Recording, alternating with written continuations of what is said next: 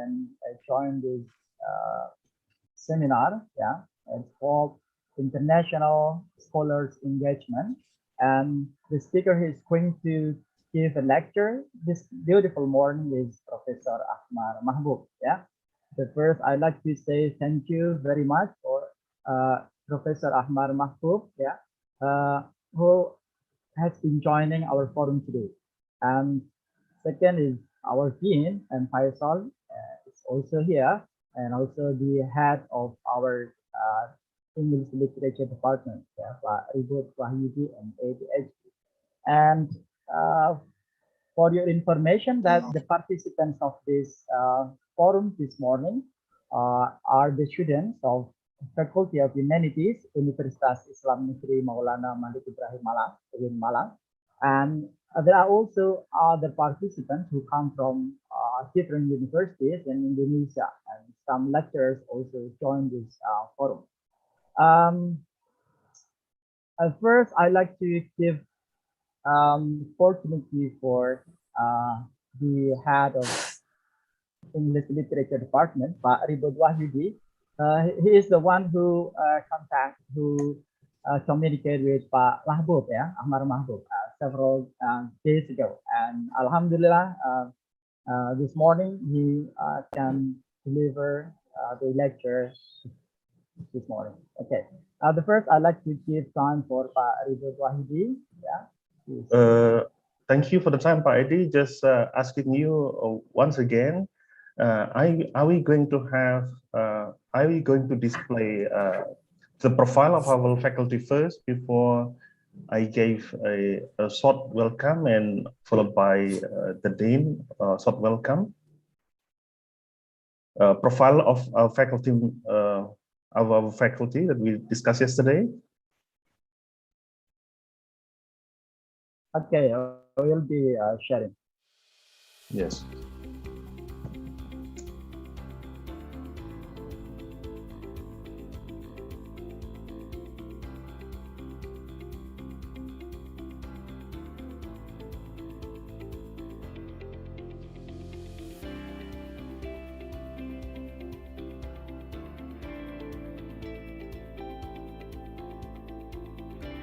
The Department of English Literature at the Maulana Malik Ibrahim State Islamic University in Malang has a vision of creating an integrated English literature program combining science and Islam, which will be nationally recognized. To actualize this vision, the mission of the Department of English Literature is to produce English literature scholars with intellectual Muslim ulul albab characteristics, develop science and technology, and produce English literary works that are relevant and highly competitive. The Department of English Literature is accredited B by Bon PT. This department has two scientific concentrations, linguistics and literature, which will be able to produce academics that are proficient in linguistic studies and can become professional English literary critics with ulul albab intellectual Muslim character. All courses are taught by competent and professional educators in the fields of language and literature who are alumni of reputable universities, both domestic and foreign. Providing the students with theoretical and practical knowledge, the Department of English Literature has produced graduates who have professional skills, especially in translation,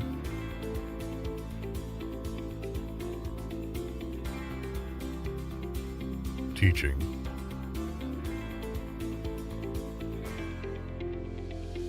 tourism, journalism, diplomat, and film.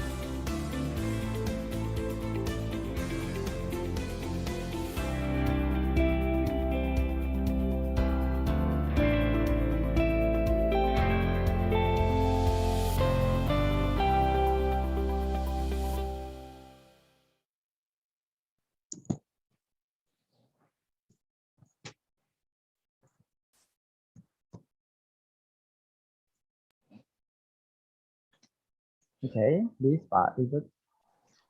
Okay, thank you for the time, Baidi. That just now is our faculty profile to introduce you to our faculty and also departments, where in this faculty we have two departments, English literature departments and also Arabic literature departments. First of all, I'd like to say thanks to our speaker today, Professor Ahmad Mahbub, who has been willing and has been kind to accept our invitation. And secondly, I would say would also thanks to the faculty of humanities is here. We would like to introduce our dean, Dr. M. Faisal, and also other vice dean, Dr. Halim Izudi, Dr. Galuh Nur Rahmah, and also Dr. Mu'asoma.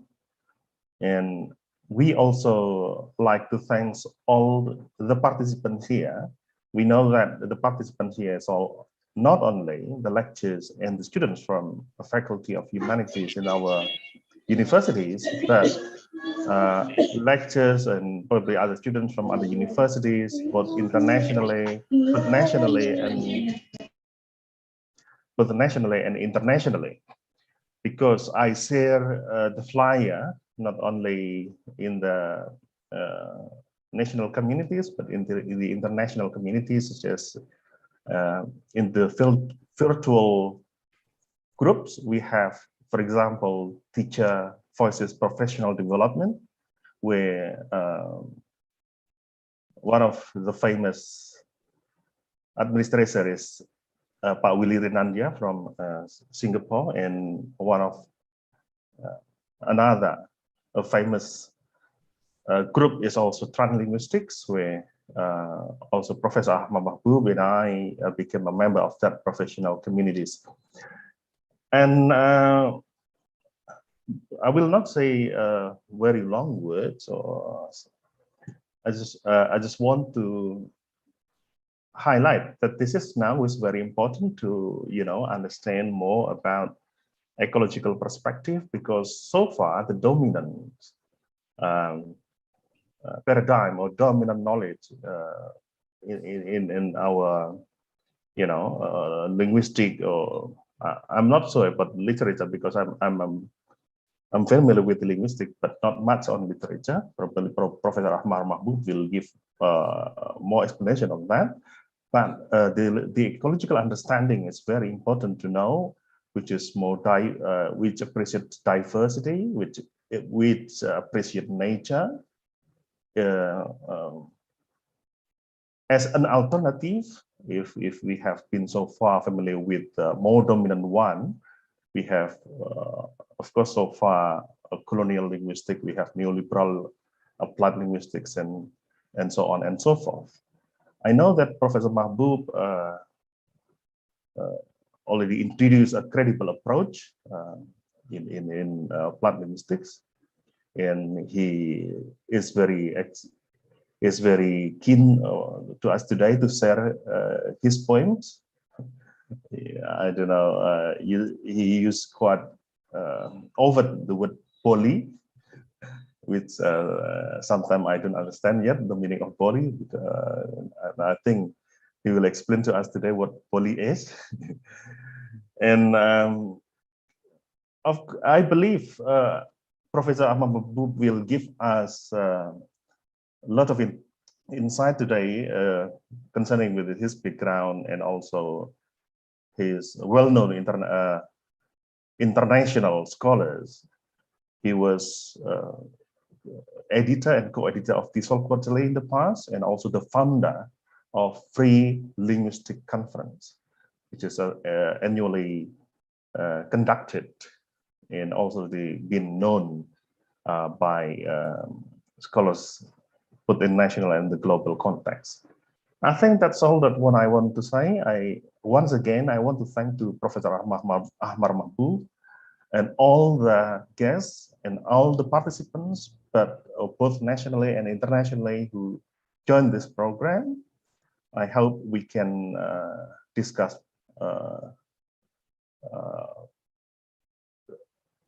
the materials of the presentation of Professor Ahmad Mahbub, and we can learn. And for the students, I think, especially for the students from English department, is after learning from Professor Ahmad Mahbub presentation, maybe we can learn more readings on ecological perspective on linguistic and literature. And we hope that in the future we have a thesis on that, because so far we have not seen any thesis in our department which discusses, I think, the ecological perspective on linguistic and also literature. Thank you once again. Time is yours, Pak Edi, and I think the Dean, the Honorable Dean, will give also a short welcome speech for this. Thank you. Okay, thank you, Pak Ridut. Okay, before we come to Mahbub sessions, we'll have welcoming speech from the Dean of Faculty of Humanities. For your information, for Mahbub also, that our Dean is senior lecturer in Arabic language and literature. But I think this morning he is going to deliver his speech in English. Yeah. So let us invite M. Faisal, Dr. M. Faisal, to give his welcome speech.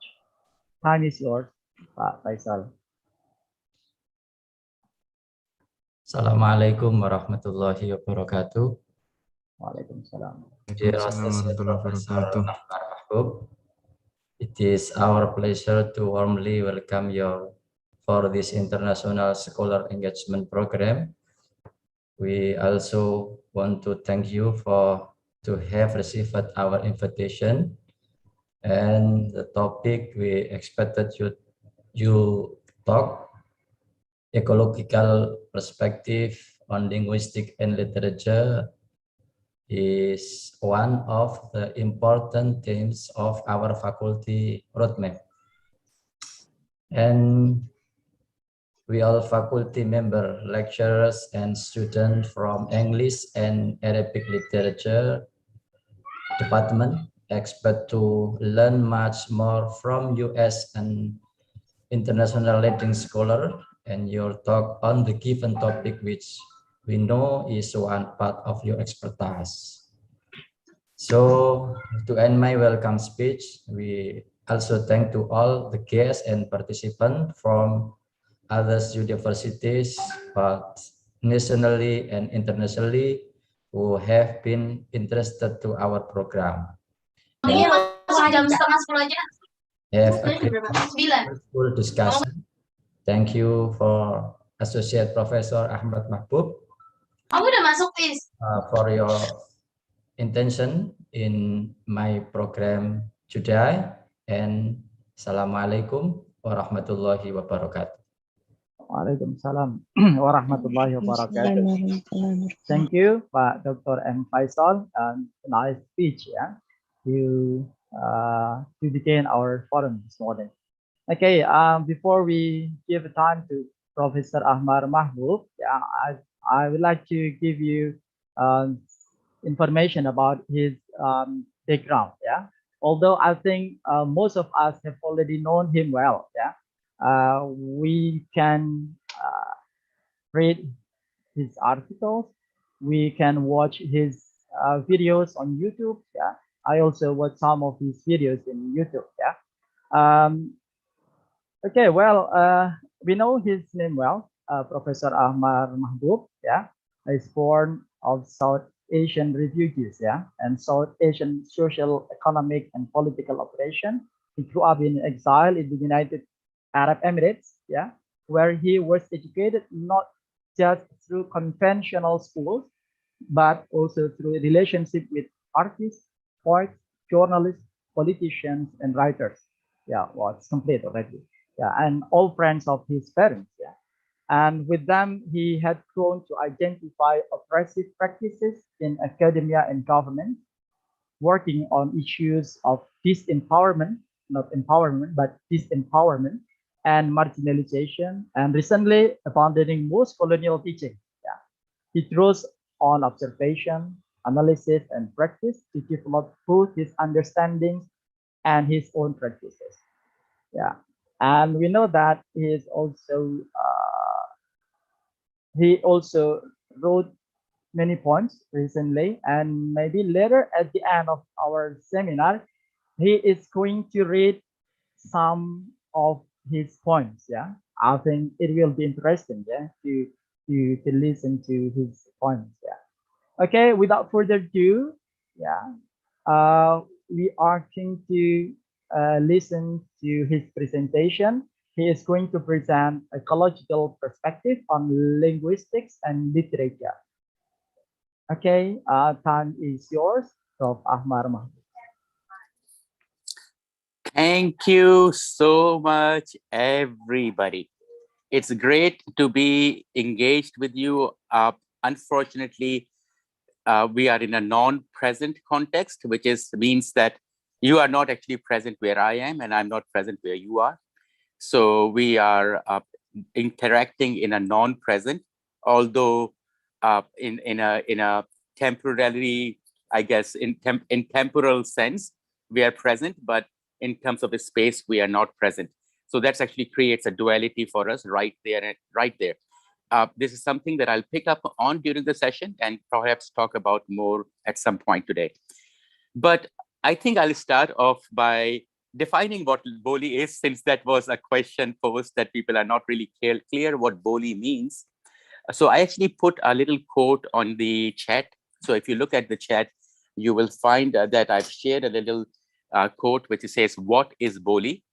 Let me just read it to you. It's stripped of everything else. Boli is the use of a range of sound frequencies and combination of these frequencies as symbols for engaging with others. Okay, I will unpack this in a second because actually this will lead us straight into the focus of the talk. Humans are one life form that use Boli. Other creatures do too.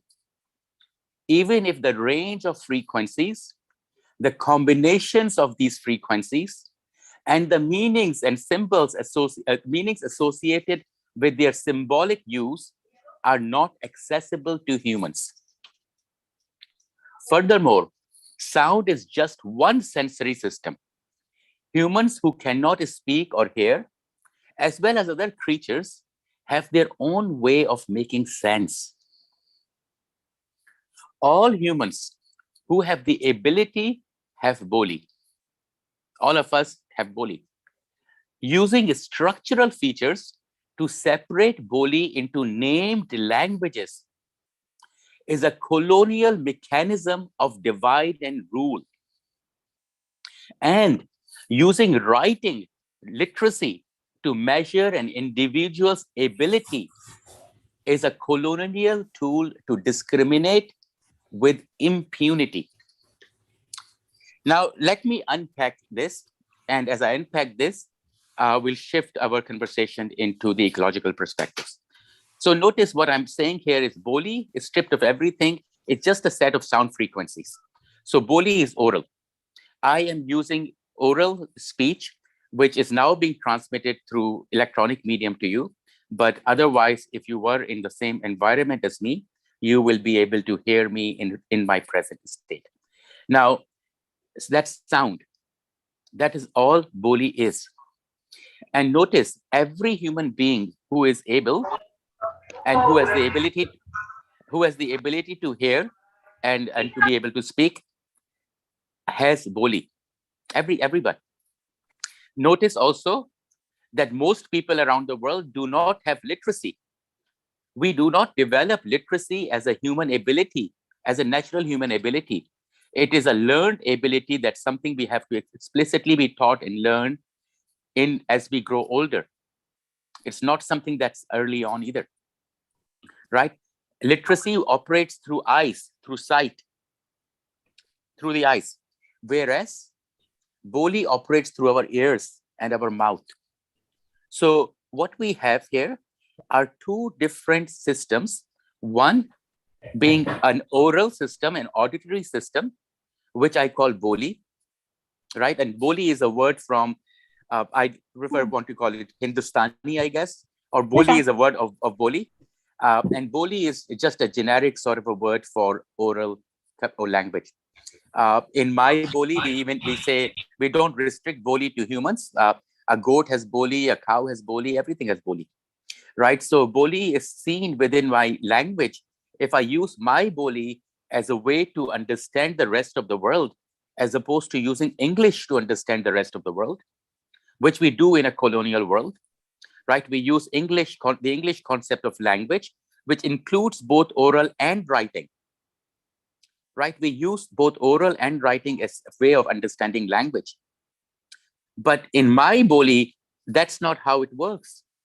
Boli is only and only oral. Likhai, which is writing, is an independent skill. People can learn it. We have had literacy in our parts of the world forever. We know that there were indigenous writing systems all over the world, which have mostly been lost now, or being replaced by, Latin or other script systems. So when we see what's happening around the world, we realize that there's a deep confusion within the very foundations of how language and experts, whether they're literary or linguists, they understand language. There's a problem there. Now, this problem can be further understood if I ask you to do something. That is, if I asked you to search on the internet, search for a definition of language. What is language? Definition of language. What you find is that language isn't really defined. Instead, if you pick up an introductory book to linguistics, a first-year book in linguistics, in the first chapter often, as in the books I've written in the past, there's a discussion of how the human language is different from non-human communication. Things like displacement and all the other factors that are used to say, oh, this is human language and that's non-human communication. And then once that's done, we take the human language, which we haven't defined. We have looked at the characteristics without defining language.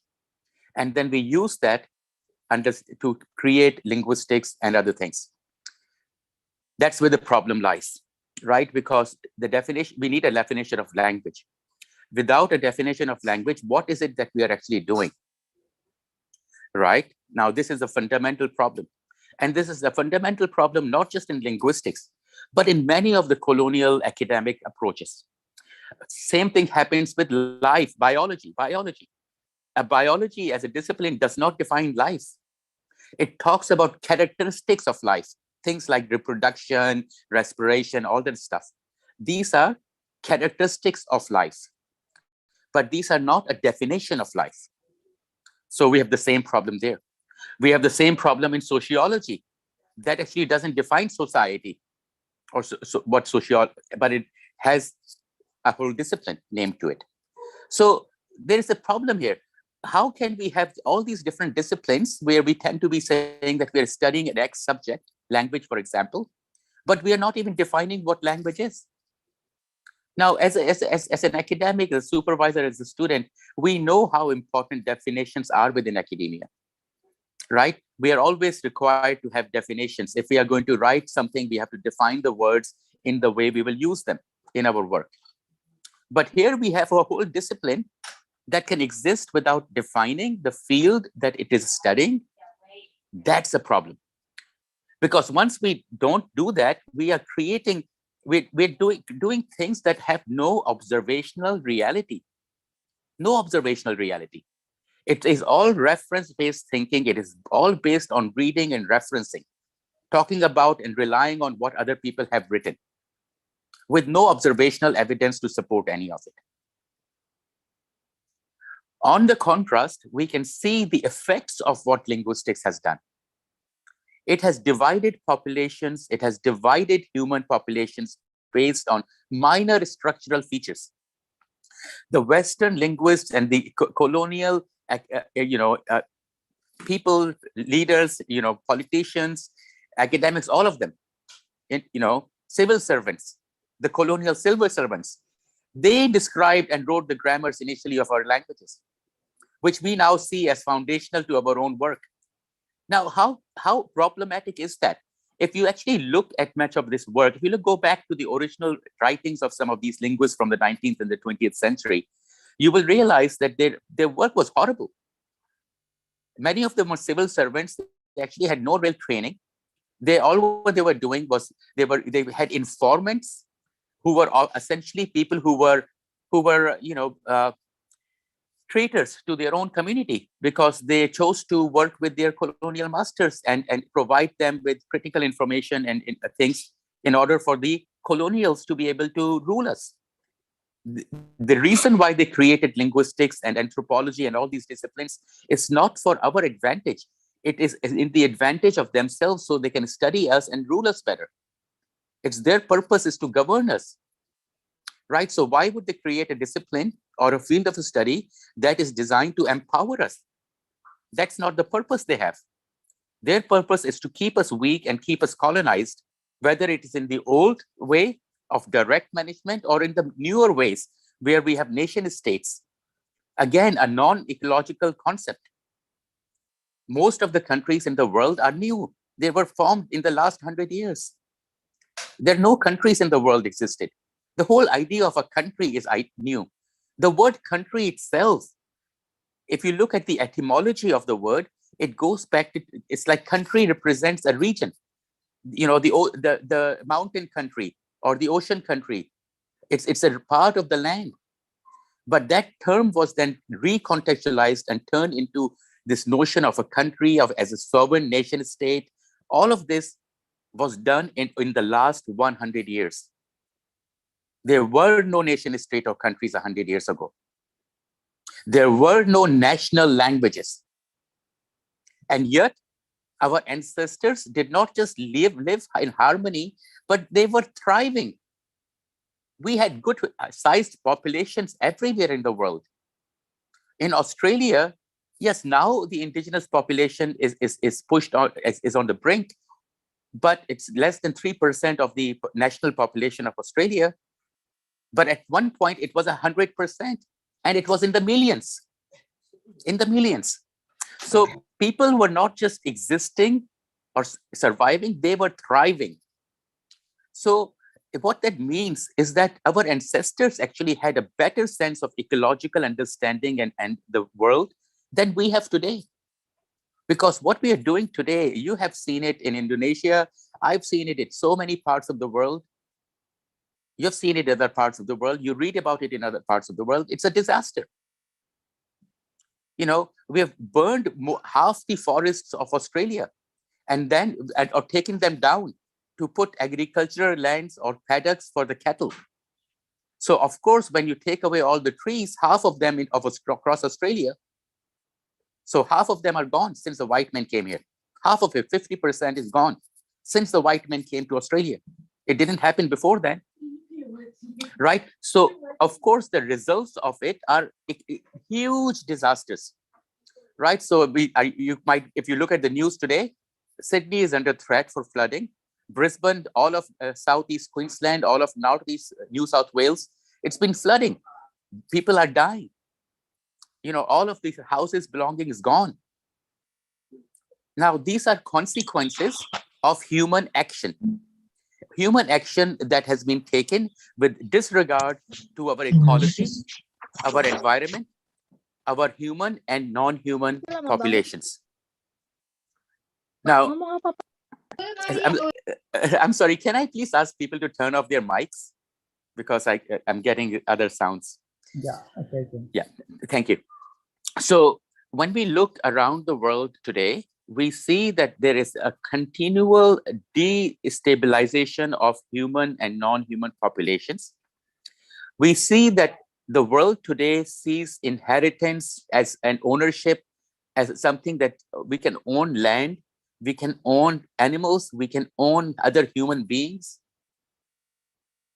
How is it that we can own something, we can own land? The land owns us. Every indigenous belief that exists around the world tells us that we belong to the earth. We come from the earth, and that's where we go back. That's even within the Quranic and the Islamic teachings. Right? We come from the earth and we go back to the earth. Now, we notice we are made of earth, and yet, for some reason, in the last 100, 200 years, the human population has been made to accept that we can own things, we can own land. We are not owners, we are the caretakers of the land. Our job is to take care of the environment. Humans, as an intelligent life form, have always worked to protect the environment, but not anymore. We are destroying it at a rapid rate. Now, how is all of this tied to language? Why? Because if we define language, we will realize that language is science. Language and science are the same thing. Now, many of you are going to say, no way. Science is about methodology, about technology, about developing things. Yes, that's true. Notice those are the applications of science. It's the application of science that turns into technology. It is not science itself. So the question is, what is science? What is science? Because we need to understand that. If we want to look at science, science at the very, very, very basic level, the fundamental level, science is the ability to categorize and classify things, to sort things, sorting, to sort the world around us in different ways, categorize the world around us in different ways, classify the world around us in different ways. And using those classifications and categorizations, we create understandings, and then we use those understandings in applications. So the application is the application, but the science is the classification and categorization. That's the foundation of science. And guess where that exists? Where is the classification and categorization? It exists in language. Language does that. Your language, your indigenous language of the region where you live, not English, not other languages, not regional languages.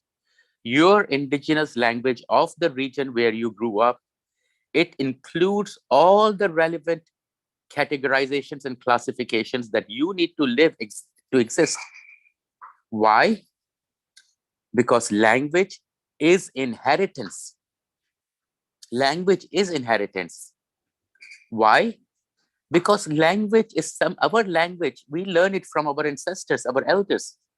They learn it from their elders. They learned it from their elders, and so on. So that language is something that evolves over generations and is passed down from one generation to another. It's our inheritance that captures all the categorizations and classifications of the world that we live in. Right? So, for example, if we look around today, all of us categorize fruits and vegetables. We think apples are fruits, oranges are fruits, grapes are fruits. But these categorizations are based on something, on someone's way of looking at the world. And in English, that's done in a certain way. And in your languages, it might be done in another way.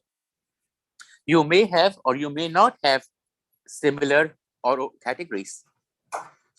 And if you don't have a category and you have drawn on the English academia, so most likely you have translated a term into your own language, or you have re-semanticized it, or which means changing the meaning of a word that already existed in order to capture the concept in English. Now, I can give you tons of examples of this.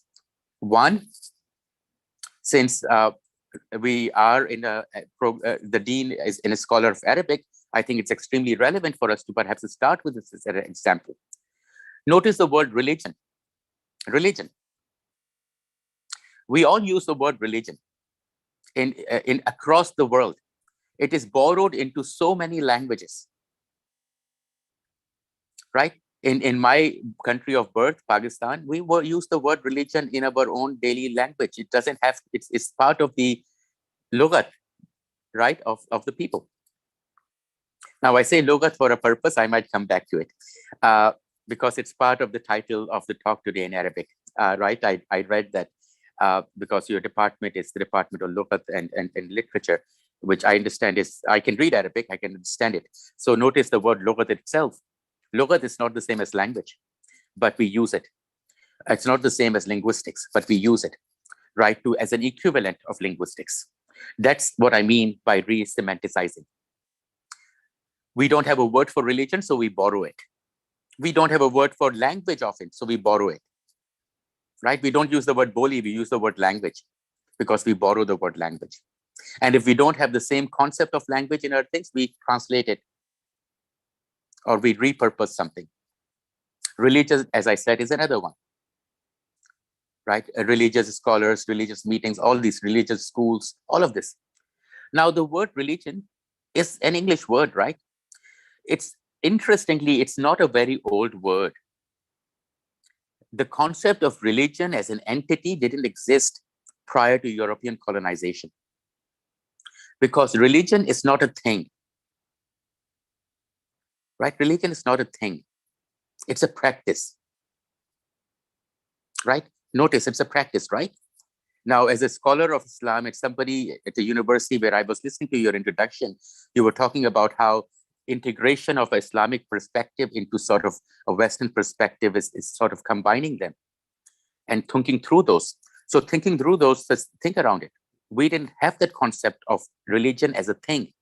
Religion was a practice. It was a practice of integrity. It was a practice of respect. It was a practice of balance. It was a practice of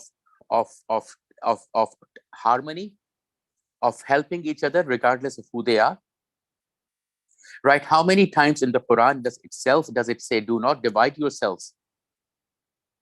Right? Do not divide yourselves. And yet, through the colonial ways of thinking and their continual oppression of us through our academia as well as other means, we have transformed our own ways of thinking, our own boli. We have changed it in order to align it with the European concepts of things. We have forgotten that religion is a practice first. It's not a thing. If you don't have the practice, you don't have it. It doesn't, there is no symbols of religion. Symbols are just symbols. It's the practice that matters. If you don't have the practice, there is no religion. It's the same thing with language. Language is not a thing. That's why they can't define it, because language is a practice. It's a practice. My language exists now because I'm using it. And because you share something that I can say, you understand the same sounds in certain ways that I do, we can interact with each other. If we don't have the sharing, you will not get my meanings, right? You won't understand me. If we don't share the same representations, sounds representations, or the visuals representations. So our boli exists, our language exists only in use, only as practice. So language is practice, right? It is not a thing. You can't describe it, because how can you describe a practice? It has to be performed. Either you perform your practice or you don't perform the practice. The performance of integrity, either you perform that integrity or you don't. If you don't perform that integrity, you don't have it. It doesn't matter how many symbols you put on. Those symbols are not the same. And we see that around us. We see it in Indonesia, perhaps. We definitely see in Pakistan and other parts of the world, where we can see people who claim to be religious, and yet their practices are not the one of respect and balance and harmony. We see people around the world who claim to be religious, and they want to create factions within it. And they claim to have factions within Islam, even though the Quran says, don't divide yourselves into factions. How can that happen? It can happen when we break up the notion of practice and turn it into an entity. Turning something into an entity makes it into a thing. This is one of the colonial tricks. They did it in English, and we don't know English. It's not our language. It didn't evolve in our context. We had to learn it. So we just learn it in the way it is. without necessarily understanding all of the underlying issues of what that symbolic system brings with it and how it influences our languages, our own boli, and through that, our practices and engagement with the rest of the world, which results in the ecological disasters that we see today. Right? These are all tied in together. So we can't really even just talk about language. We have to talk about all of the academia, all of the colonial academia. And we need to deconstruct it and replace it. We have to replace it with our own ways of doing things, which are designed as a practice with integrity, and a practice of integrity, and a practice that helps our own people and our own communities and our own environments. Something that we have stopped doing as practice. We claim it as a belief because religion becomes a belief. And the belief leads to further divisions and conflicts. And all the time, these divisions of beliefs are leading to conflict. Guess what? Our practices are going down and down and down. We are losing everything. The practices are disappearing.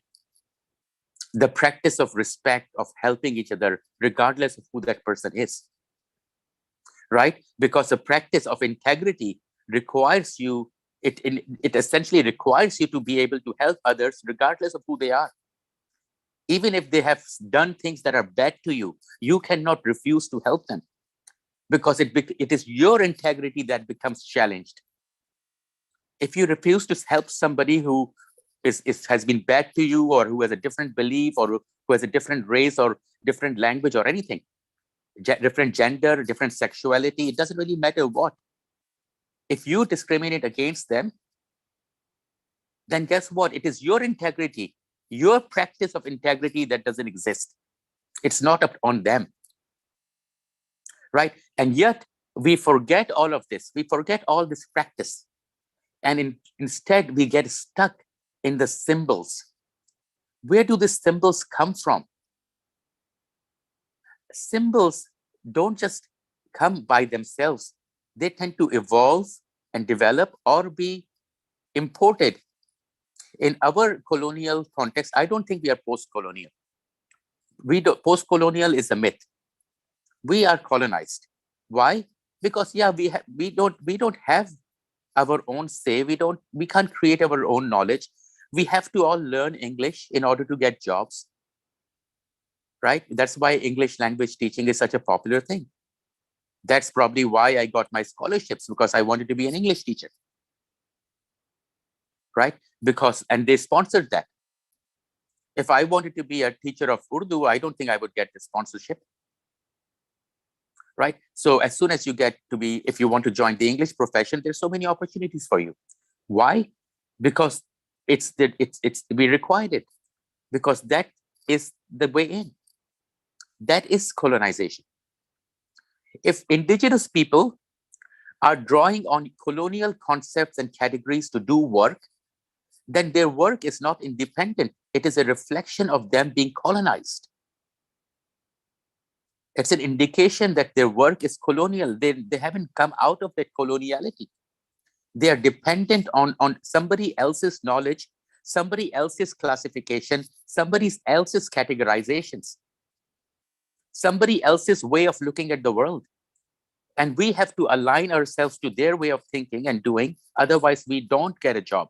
We don't succeed in life. Now, these are all problems, and they're real. And we can see how all of it gets tied in with language.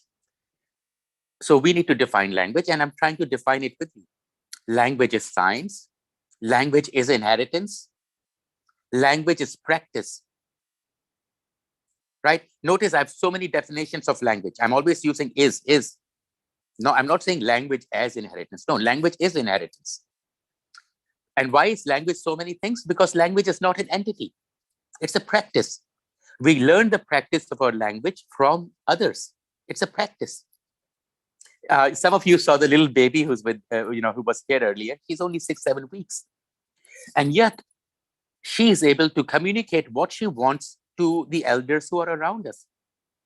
And we can observe it, how she calls somebody else for attention, how she negotiates being picked up by somebody.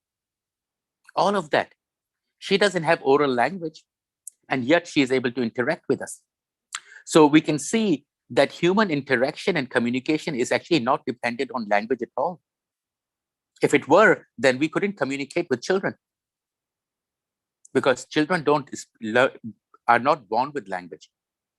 It's something that they develop over time.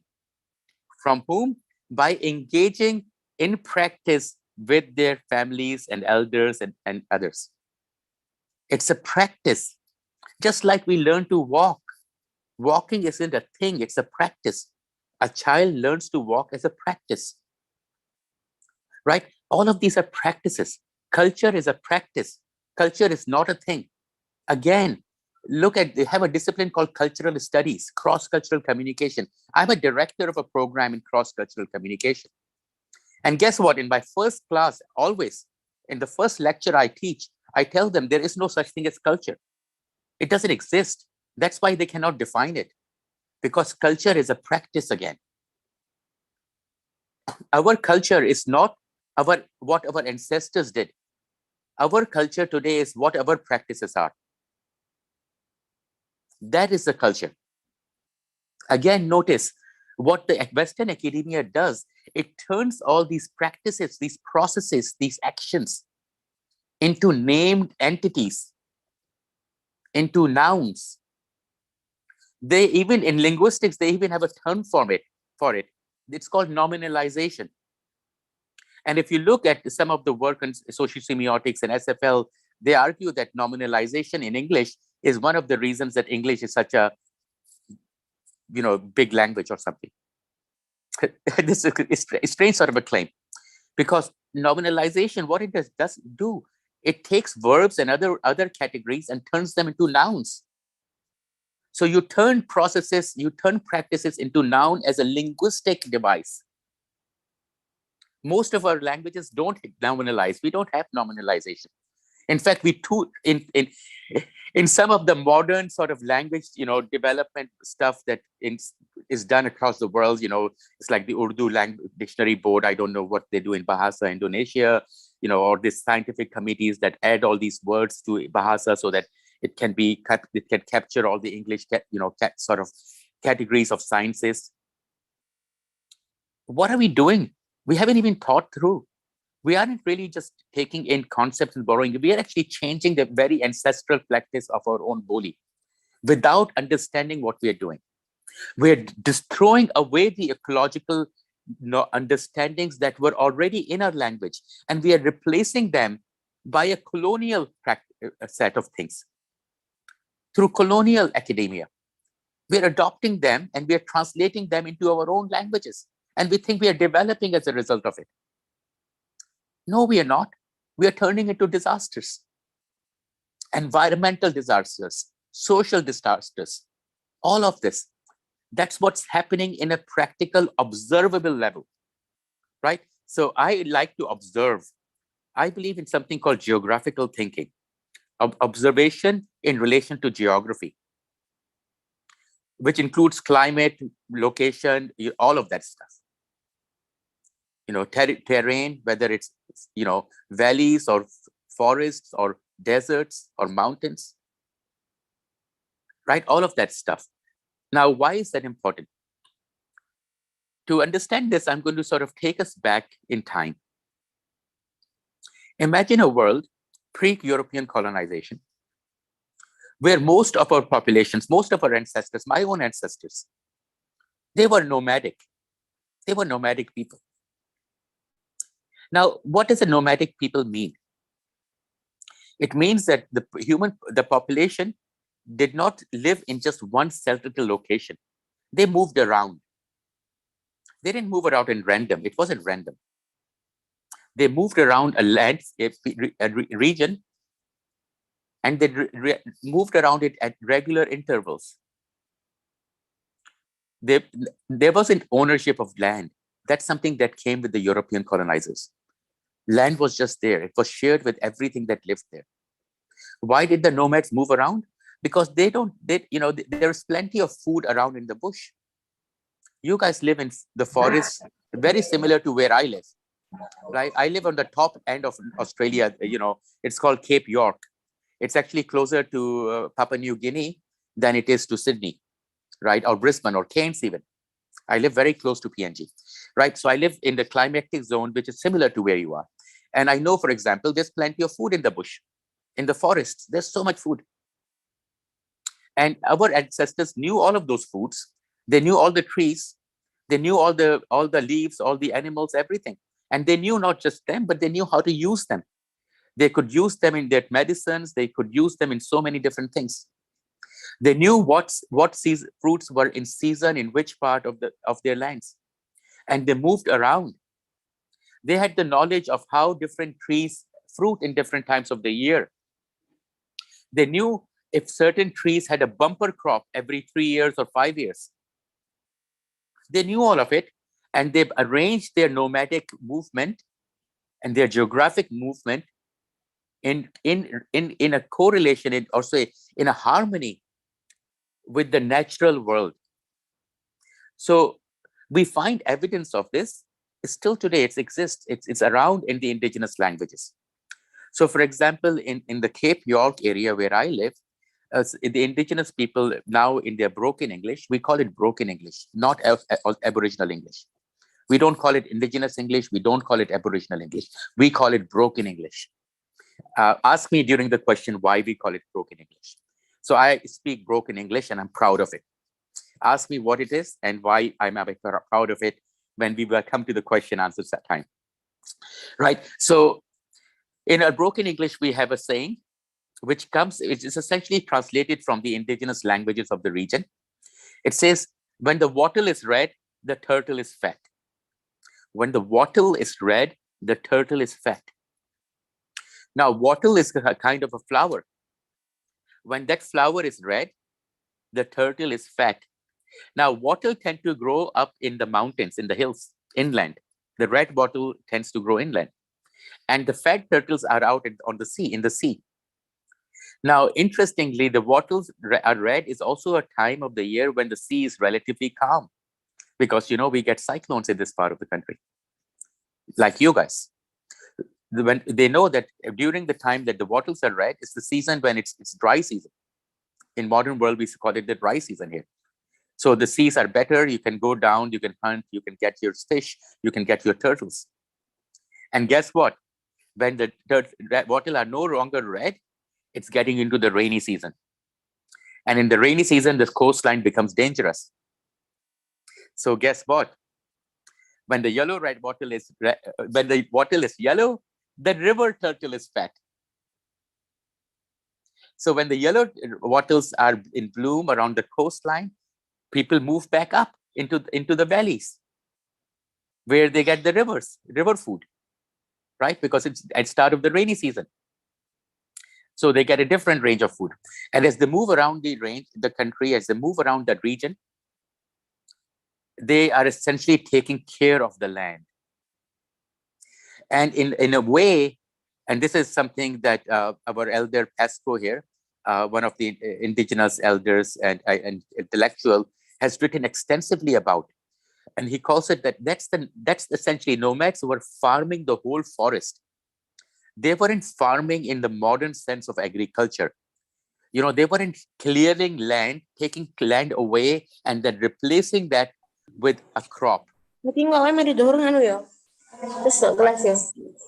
Sorry, can you please turn off your mic? Sorry. Thank you. So they weren't, notice how it was aligned and the information was within the language. Now you can call this a calendar. Notice the calendar doesn't need to have the date months. It doesn't have to name months. Because what a calendar does is it gives us a way to understand our relationship with nature, right? In relation to where we are, what we need to do, right? So in rainy season, you move out upland away from the oceans where the cyclones will be most dangerous. In the dry season, you go down towards the seas where the rivers and the oceans will take care of you. So people moved around, and as they move around, they were farming the whole forest, not clearing the land and putting a single type of crop, and then not letting other wildlife eat any of it, selling it for profit to make money, and then buy things. No. None of our ancestors were doing this. 200 years ago, none of them. Right? We were all farming the forest. And of course, if you're farming the forest, your food is always abundant. There is a lot of food in the forest. There's too much. You know, even after all the creatures eat everything, there's still food left, which just rots away in the bush. So the bush has enough to feed everybody. But of course, with the European takeover and the concept of land ownership, human mobility and the nomadic lifestyles were no longer sustainable. There are still nomadic communities around the world. I know there are several nomadic communities that still exist in South Asia, in Pakistan, India. The camel herders, the goat herders, they still migrate 1,000 kilometers, 700 kilometers every year. Right? But there are only few of them. And they're actually their lives are very difficult today because they have to navigate all of these privately owned lands where they cannot no longer enter. Right? But in the past, there was not the case. So notice how the shifts in the governance and the sort of political awareness and the political systems that were created during and during colonization, which we have maintained, we've just maintained them, right? So most of our countries have a parliament, a senate, a prime minister. Isn't that like a Western system that we borrow? Didn't we have our own indigenous ways of creating understandings of communities? Why are we creating all of these structures, replicating the West? Just like we replicate the West in our universities. We have faculty of art, faculty of science, faculty of engineering. We have department of a school of this, a school of that, department of language, department of this. We're borrowing the structures from the West without thinking through any of the foundational shit. Sorry about my language, but it is foundational shit that that they take as assumptions, and then they build stuff on assumptions that have no observational reality. Now, let me give you an example that shakes us to our very core. And one of the reasons that the human population is suffering so much today. The Western academic model, which is, you can see it reflected in the way that the structure of a university is set up, divides matter and mind. Matter is body and mind is mind, right? Matter and mind distinction, body and mind distinction. Where does this body and mind distinction come from? It comes from a European philosopher named Descartes. It's the Cartesian philosophy, which Chomsky espouses. The duality of the body and the mind. Now, and then the body or the material becomes something that the science studies or physics studies or chemistry studies, or is in engineering. We see that as science, it's material. And things that are in mind go into social sciences and humanities, right? So language, linguistics, anthropology, sociology, cultural studies, they're all arts and social sciences and humanities. So you see the division of the very way that the university is structured is based on a Cartesian duality of the mind and matter, right? Philosophy. Now, if you look at Descartes' work, there is no observational reality to it. It's all based on arguments, right? It's a philosophical argumentation, not based on evidence. Not based on evidence. In fact, if we were to observe, it won't take us more than a second to realize there is no difference between body and mind. It's integrated. The mind is part of a body. They are not two separate things. When you're hungry, it's not your brain that tells you you're hungry, it's your stomach that tells you you're hungry. When your toe is hurt, it's not your brain that gets hurt, it's your toe that gets hurt. If you're feeling cold, it's not your brain that tells you, it's your body that tells you. And you then take an action to put something on that's warm. Right? We see that all over. Mind and body are integrated. There is no separation of the two. And what the European academia does, it divides it. Right? It divides it to the point where if we are sick, like physically sick, we go to a doctor who is a medical doctor, who comes from science. And if we have a problem of stress or mental problems, we go to a psychologist. That's a social scientist. Wait a second. Aren't so many of our psychological problems a problem that are actually material? And isn't that our brain, our psychology makes us physically sick? If you're stressed, you will be physically sick. Why? Because they're integrated. How can you treat the body without looking at the mind? And how can't you treat the mind without looking at the body? And yet, we have all this Western knowledge in academia that is based and grounded on a Cartesian philosophy that has absolutely zero observational reality. It's a falsehood. It's a lie, a fundamental lie that has been going on for the 200 years, and we have adopted it. We have adopted their systems. We reflect their institutional hierarchies. We have borrowed their institutional structures, thinking that if we are like them, we will be developed. No. If we try to follow them, we will be destroyed. In my language, in my Boli, we have an idiom, a proverb. Kavva chala hans ki chaal, kavva chala hans ki chaal, apni chaal bhi bhul gaya. In translation, it means a crow wanted to walk and wanted to be like a swan. Or a crow wanted to be like a swan.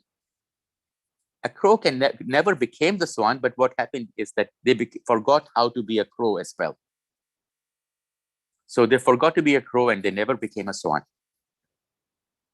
That's it. That's what we are doing. Instead of respecting our own social inheritance, our own social practices, our own social ways, our own ancestral ways of understanding the world around us, we neglect it, we abuse it, and we think we will be better off by adopting a foreign way of doing things. The foreigners who have directly ruled our lands and now indirectly rule our lands. We are still slaves to them. Why is it that I have had to live a nomadic life throughout my life? Moving from here to there, never settled. My lands were taken away from me 800 years ago. I don't even know where they are anymore. Broken for generations. We don't know. Broken. Taken away. Languages lost. Our understanding of our ecologies gone. Practices gone. So that's where things become a disaster. And we have to take it upon ourselves to reform it. We cannot expect our exploiters, people who are exploiting us, we can't expect them to develop something for us, to help us. No. They will develop something to help themselves, not us.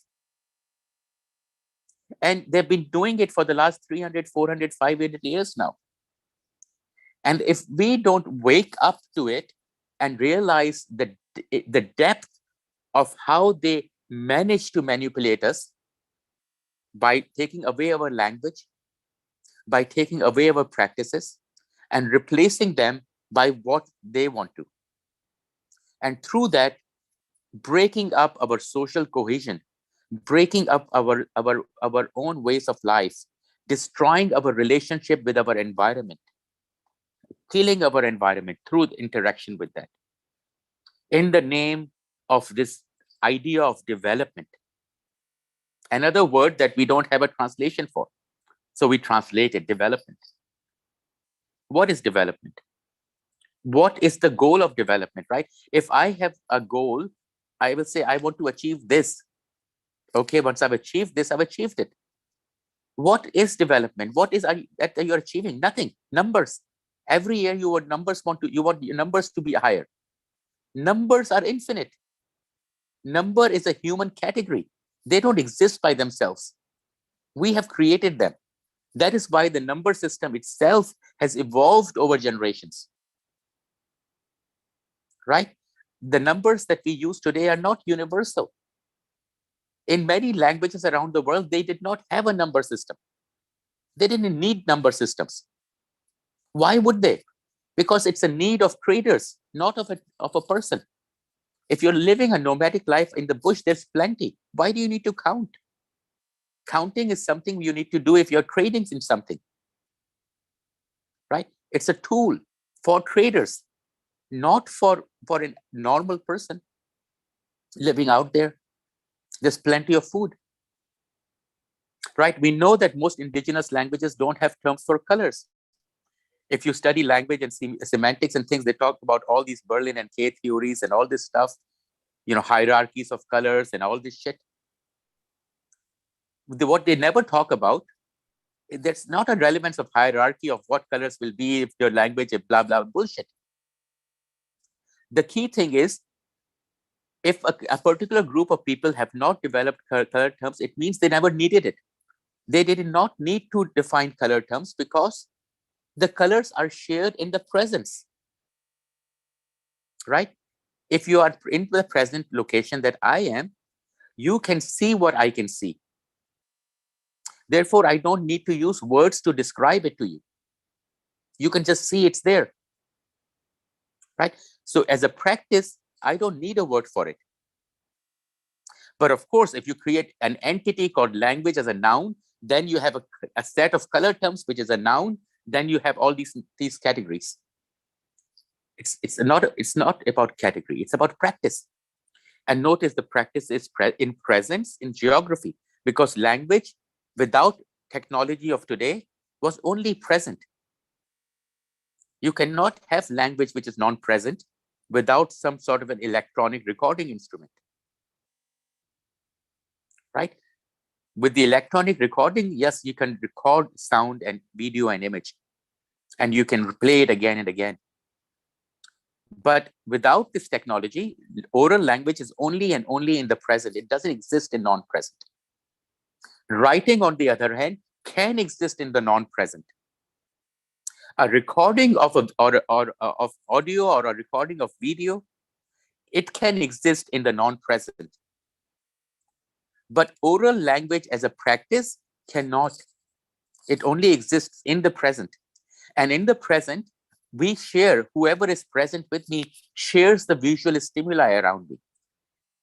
And if we have grown up together and we've lived together for all our lives, for 20 generations or more, who knows how long, there is a lot of sharing between us. We don't need a lot of words for everything. Right, so my family up north in the Cape, even in Cairns area and this region, it's still part of the same region. If somebody says and then walks away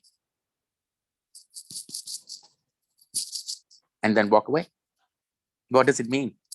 Now you wouldn't know what it means because it's a visual symbol that is used and shared in a particular region. And the meaning of this visual symbol is something that is shared in this region. If you're not part of this region, if you haven't spent time, if you haven't been informed, you won't know what it means. I'll tell you what it means. It means I need to go pee. I'm going to the toilet. There's a pressure, I'm going to release it. Right? It makes sense. There's a pressure, you want to release it. You're going to go pee, going to the toilet. Now notice, you don't need to say it. As a single a single visual sign shared in the community does that for you. So then notice that humans' interaction with each other is based on sharing of symbols. If we share the symbols, then we share meanings. If we don't share the symbols, we don't share meanings. Right? So the sharing of the symbols, but what are symbols? Symbols exist across all sensory systems, not just visual, not just oral. And within the oral, it's not just language. We can hear everything around us. We can hear the birds in the car and the noise in the river and the waterfall and everything. And with our eyes, we don't only read, we see everything. So the whole field of our vision is through our sight, not just reading and reading, not just reading. And notice, so there are different ways in which we create and share these symbolic representations that are not restricted to language at all. It exists through smell, through touch, through taste. Who you allow to touch you, where you allow them to touch you, is all part of your social practices, of shared practices in the region where you exist. Historically, a lot of these practices were based on geography, because the geography determined the kind of practices you can have, right? If you live in a really harsh climate, like let's say you live in the desert, then of course, in the summer, you can't walk around and go around very far because you'll die in the desert, right? So your practices have to be regulated in relation to the geography where you are. As opposed to if you live in a rainforest. If you're in a rainforest, your life will be different because you have different possibilities. Your potentials are different because the geography shifts.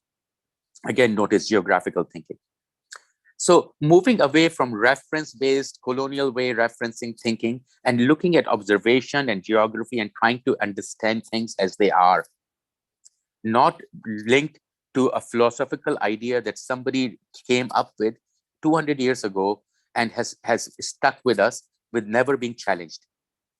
And since all of this academic sort of things are essentially is created in the West and is created in European languages, we often don't actually really understand it. We just think it's coming from Oxford University Press or Cambridge or this or that. It must be good. So notice, we trust it. We trust it.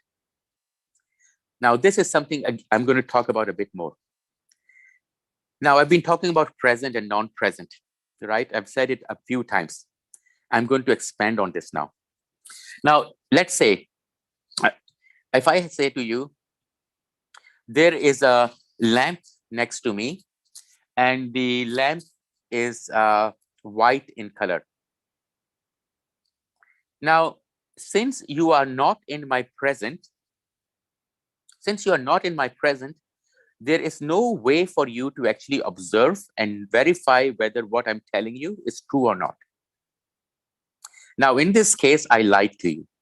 Look, the lamp is not white. There is a lamp, but it's not white. It's wooden. Now, if you were in my observational reality, you will know right away that the lamp is not white. It's actually brown. So if I'm saying it's white, either I'm lying or there is something I'm trying to tell you which is not obvious. There's a second meaning to it, right? Now, why? Because you're observationally in the same presence as me. But as soon as the presence is gone, whether it's through a reporting or oral reporting, media coverage, anything, or it's through writing, a text, something you're reading, they are all in your non-present. So to accept anything in the non-present, we actually have to put our faith and belief into it. We have to accept it. Because if we accept it, then we go on. Now notice, in the schooling system, in the educational system that we live in today, we are forced to learn things from our childhood and replicate them. With no observation, we just have to do it. And we have to demonstrate that we have memorized all of it, and we have to demonstrate that we haven't just understood, but we have mastered it and we can do it. And that's when we get our qualifications and we get our degrees, right? So if I have a PhD, I have demonstrated that I meet the requirements for a PhD. That's all it does. That's nothing else to it. It doesn't make me more intelligent. No. All it does, it tells me that I've met the requirements for the degree of a PhD. Now, what are the requirements of a degree for a PhD? It's writing a dissertation. What is a dissertation? It's a reference-based piece of shit, right? Most dissertations around the world have absolutely no application, no validity. People write stuff that I have to accept because they're writing it, but there is no observational reality. They're basing it on surveys and numbers. They're talking about reliability of their numbers without thinking that the whole project itself is not credible, has no application. So there is no purpose to doing it. We're just doing it because that's required for us, because we have to get our jobs. We have to get a degree so we can get a job.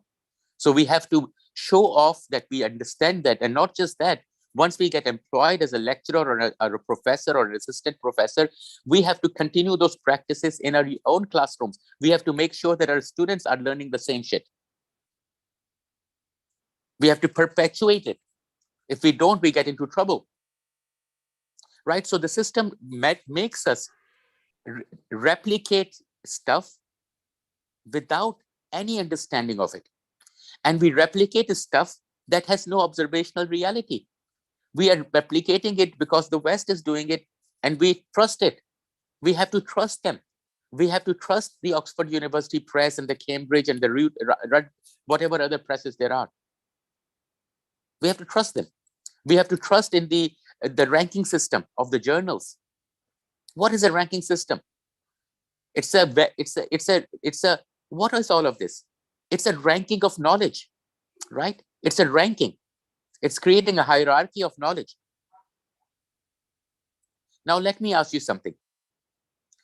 Knowledge, is knowledge finite or is knowledge infinite? Knowledge is infinite, right? There is no limit to knowledge. Because knowledge is just in your head, shared around people's heads. Right? So knowledge is infinite. There is no end to it. Oh, sorry, give me a second. I think I have somebody at the door. Sorry, Bhabhi, I'll open the door. I'm still in my session. Sorry, guys, give me a second. It's just my family. Sorry. It's okay, Prof. Give me a second. Come on in. No, that's all right. You're back. Yeah, I just missed the flight. But I'll go tomorrow. Okay. That's my brother. He just missed his flight. Anyway, so coming back. So knowledge is infinite, right? So something that is infinite, by definition, cannot have an internal hierarchy or a ranking system. You cannot have a hierarchy in an infinite system, right? You cannot have a ranking. An infinite system, by definition, does not allow for hierarchies or for rankings. A finite system, yes, because it's a finite system, you can rank things, you can create a hierarchy, you can create categories. But if something is infinite, you cannot. How can you? It's infinite. And yet we notice in our real life experiences, somebody is grading knowledge. Guess whose knowledge is graded as higher? Colonial European knowledge. And we are expected to meet the norms of that knowledge production if we are expected to be published in those outlets. Right? So I was an editor of TESOL Quarterly and other journals. My job was partly as a gatekeeper to allow or not allow certain knowledge to be published. Right? A journal like TESOL Quarterly, our rejection rate is in the 90%. We reject more than 90% of the stuff we get. Right? So we are creating those hierarchies and reinforcing those hierarchies. So when I was the editor with Brian Partridge, we took a very conscious decision to open up some of these hierarchies. And during our tenure as editors, we expanded the range of both geographical range, topical range, philosophical range, theoretical range of what we included within the journal. Now that was, we did that consciously as a way of responding to the kind of problems that we see. Right, of course, that I was an editor for it for a certain period. I don't know what it is now because I'm no longer the editor and I am not involved. So I'm not keeping up to date either. But what I'm trying to show you is how we create hierarchies within knowledge through creating institutions and through ranking systems and ways of doing it. We do it, yes. We do something that is actually not possible. It shouldn't be allowed to happen. You know, an old adage, an old proverb, which I like to repeat often, just because we can do something doesn't mean we should do it. Now, this is a really important question as academics and intellectuals, as students, as teachers, we need to know this and think about it. Just because we can do it doesn't mean we should. Because if we do something, then that's practice. And practice has a material impact on others. And we need to think about what that material consequences might be and how they might impact and have carryover. We have to think through that for 7 generations if we want to take such an important decision, right? But we don't. We act randomly. We act without clear understanding. We don't even realize that language is primarily just oral. Writing is not language. It's a visual representation of language. And language is only in singular. It's a collective noun. There are no languages. Language is like furniture. Yes, you can have individual items of furniture, but it's just furniture. The same thing with language. Yeah, you can have different kinds of language, but there's just language. It's just one thing. All humans have the potential of language. How that potential is realized through what, structural features and what phonetic choices and what syntactic patterns doesn't matter. It doesn't matter. Because it's the ability to do language, it's the practice of language that is here human ability. But once you create a linguistics, you can divide languages that are mutually intelligible. Think about you guys where you are. Bahasa Indonesia, Bahasa Malaysia. They are largely intelligible, mutually intelligible, not the same, but mutually intelligible to a large degree. And I've spent time with people from both parts of the world in the same room, enough to know that they can actually communicate with each other without much trouble. And yet they speak 2 different languages. I know by being a speaker of Boli and a speaker of Urdu, named language, that Hindi, Urdu, Punjabi, I understand all of these languages. The distinction between Urdu and Hindi is in the writing system, in the script, which was invented in the 19th century during the British period. Why? Because they used the script to divide a population that had the same oral language. Right? Today, linguists say that if you are mutually intelligible, then it's a dialect, not a language. That's what they say. But guess what? Hindi and Urdu are mutually intelligible, yet they are seen not just as different languages, but they represent 2 different nation states that are at war with each other. Right? There are 2 different countries today. Urdu is Pakistan, Hindi is India. They were the same country. They were the same people. They had mutual intelligibility. Notice the naming and the divisions that come with academia lead to real-world conflicts and division between people. These have real-world consequences. It impacts your life just as much as it impacts my life and the life of my brothers and sisters and my nephews and nieces. Because we construct the world by creating that an illusion within our mind. How, as humans, are interesting. How humans interact with another species is dependent on how they evaluate it.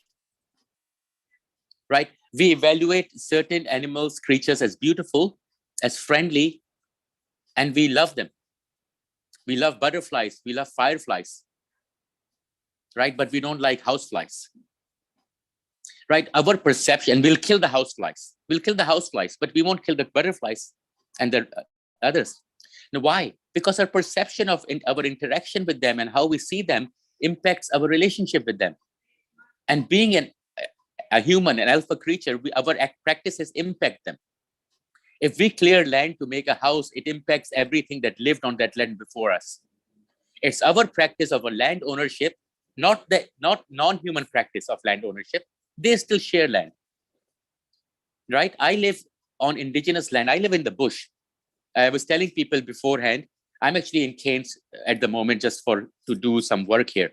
But I live in the bush, 600 kilometers from an urban center. I have no electricity, no running water, nothing at the house. I live in the jungle. I live in the jungle that has the most dangerous animals in the world. There are crocodiles there, lots of different kinds of snakes. They live right next to me. Right? Notice, I don't harm them, they don't harm me. We coexist. But if I choose to think that land belongs to me and I want to build my own farm or my agriculture and I kill everything else, remove all of that life and put my own things, then guess what? It's my belief and my practice as a human that has impacted the non-human life forms. Now, let's bring, again, looking at Islam and our own heritage, as a practice, huquq al-ibad, that is the right of other creatures. The right of other creatures way supersede huquq al-Allah. We know that. As a practice, notice that. We know that it's in the Quran and it's our hadith and it's in our culture, which is, we learned this again and again. You know, if you disobey a commandment of God, then it's between you and God. But if you disobey and disrespect another creature, you did harm another creature, then you will not be forgiven by Allah or God. You have, because it's not his Allah in you, it's you and the creature. You're not going to be forgiven for that. That means, as a practice, huquq al-ibad, our care of our environment and fellow life forms as a practice is more important to us, because that cannot be forgiven by Allah, right? It has to be through our practice. But we tend to forget that. Practices are forgotten in the name of symbols, in the name of entities, in the name of nouns.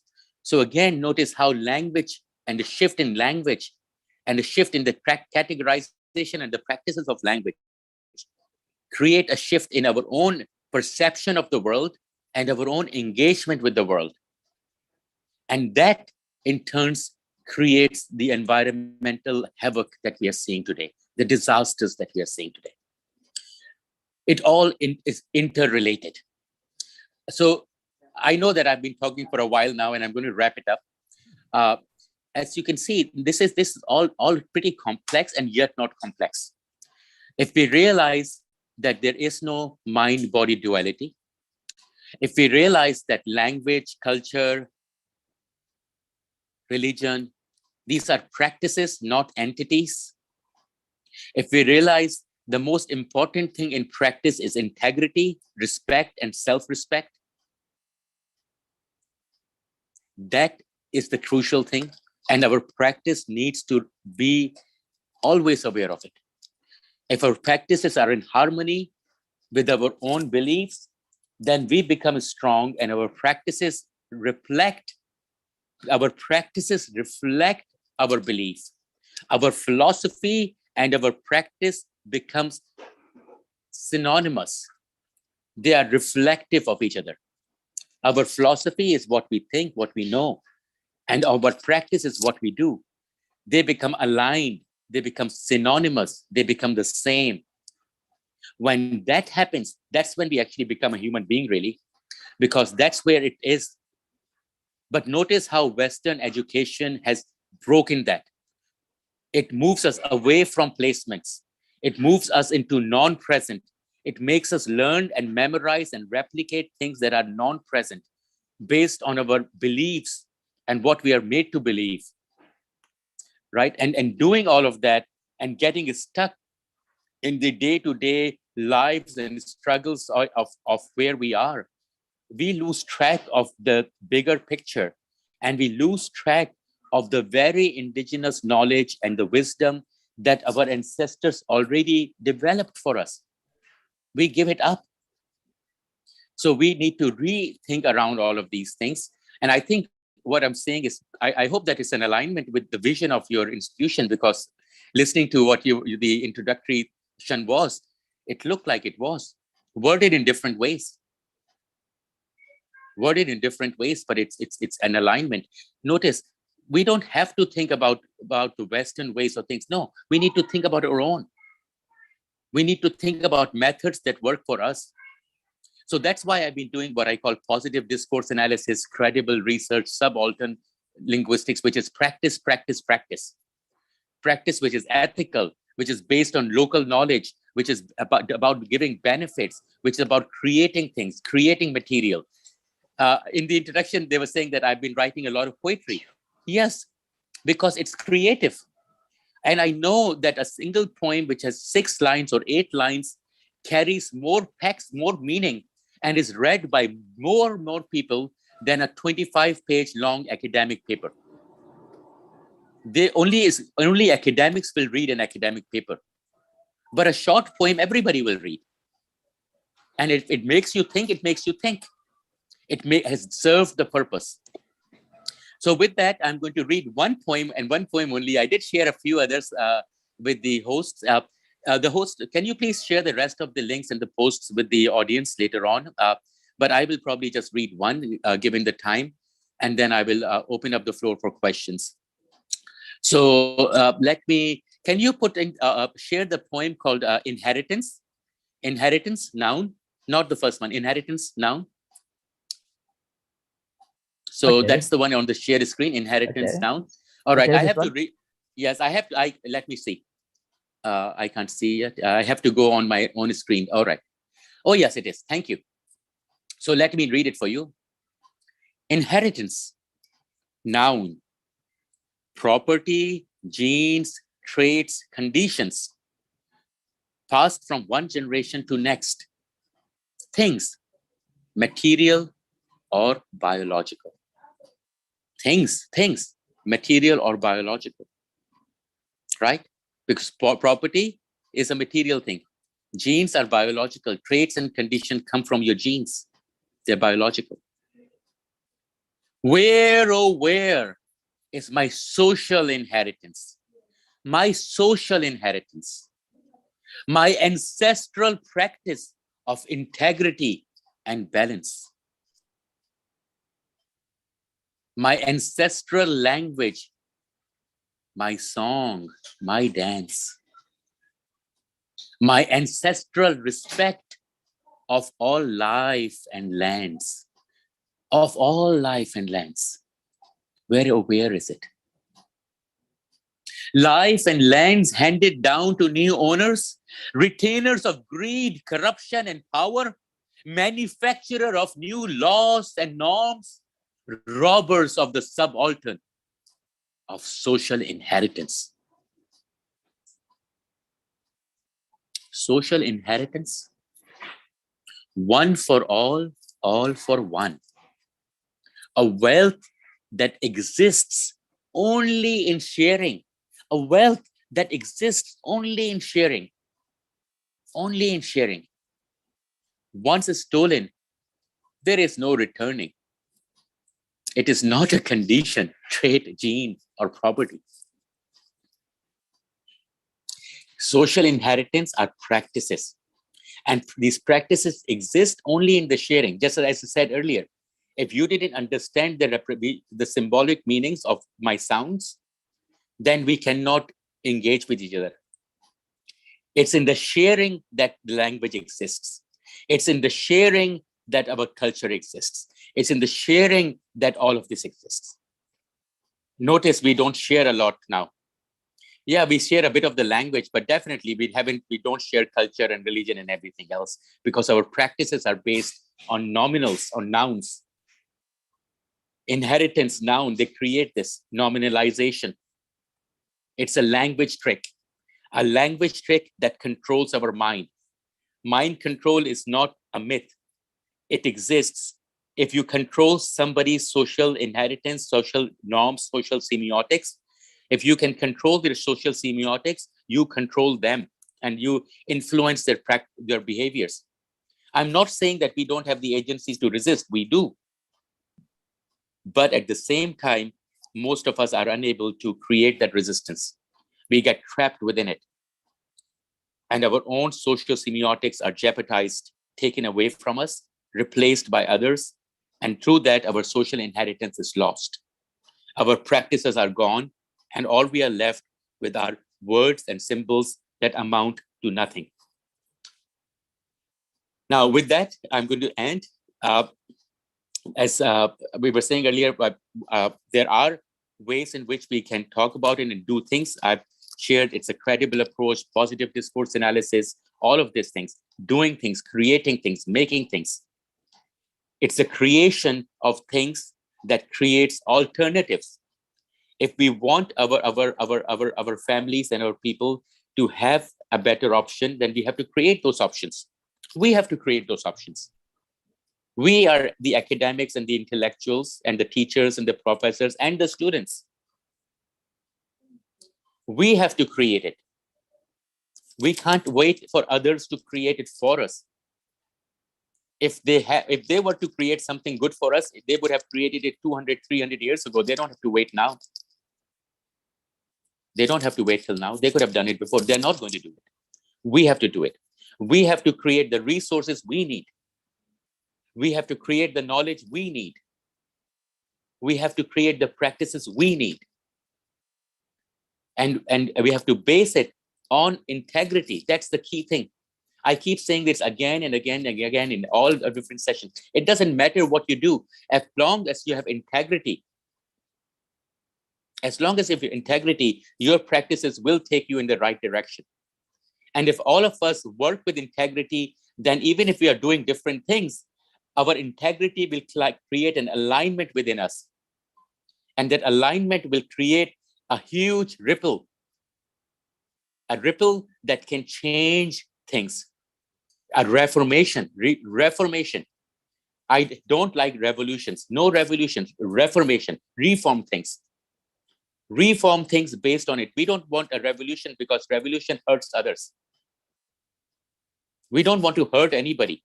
We want to reform things so that everybody benefits.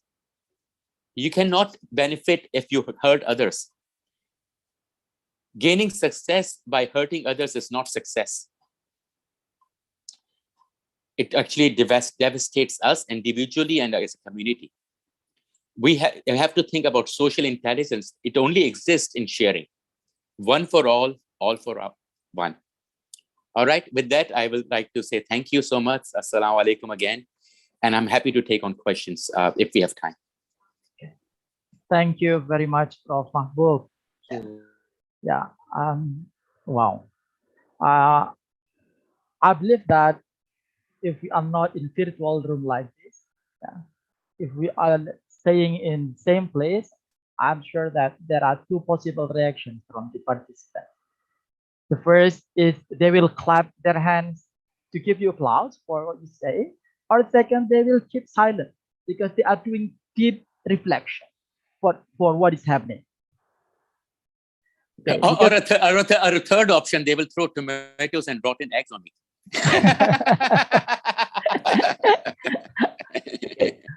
Because what you tell us this morning is like an alarm that wake up us from a long sleep.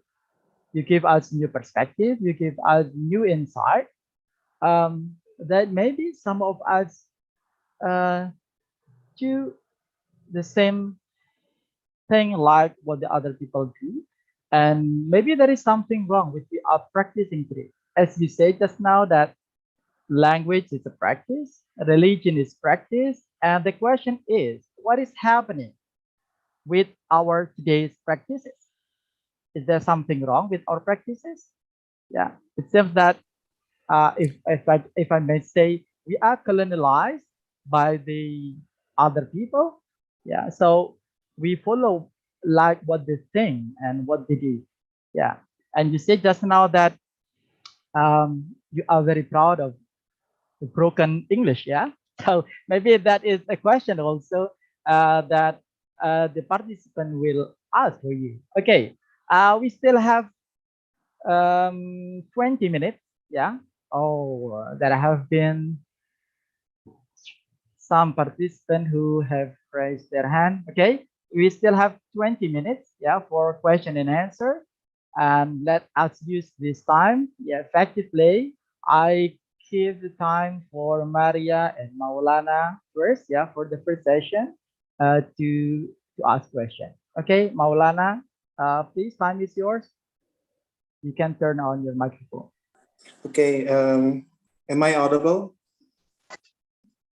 Okay, thank you. I would like to say thank you for Mr. Ahmad Mahbub to welcome you in our Zoom today. I'd like to thank you again for your brilliant and magical explanation about the ecological perspective on languages and literatures. First, I'd like to introduce myself. My name is Maulana Muhammad Fikri. I'm a student at University of Islamic UIN Maulana Malik Ibrahim Malang, and my major is Arabic language and literature. And I'm going to straight to my question.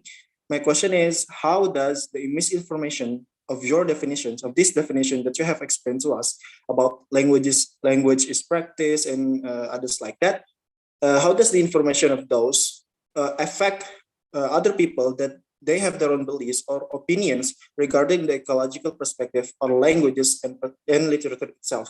Because of how did you have explained to us, it feels like all of our people, the majority of people in the world, have their own definitions wrong at right now. So I'm kind of questioning about that kind of perspective. How does it affect their mindset of this regarding the ecological perspective? I'm sorry if my language is like broken English, and I'm really proud of it also. Okay, Thank you. thank you, Maulana. Okay. Okay. The second question is from Maria. Okay, Maria, you can turn on your microphone. Okay, thank you for the chance that you have given to me, Pak Eddie.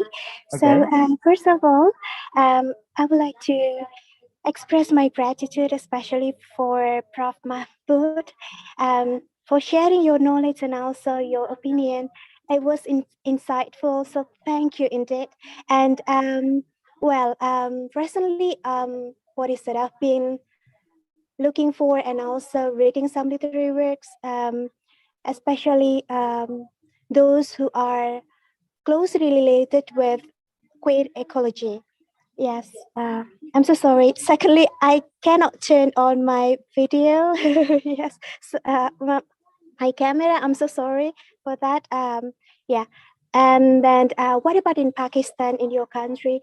Do you have some literary works which discuss this kind of queer ecology, and also what's your opinion about this? Okay, one last thing. Thank you so much. I really like your statement. We are not the owners of the land. We are the caretakers. Thank you so much. So inspiring. Well done. Okay, that's all. Thank you so much.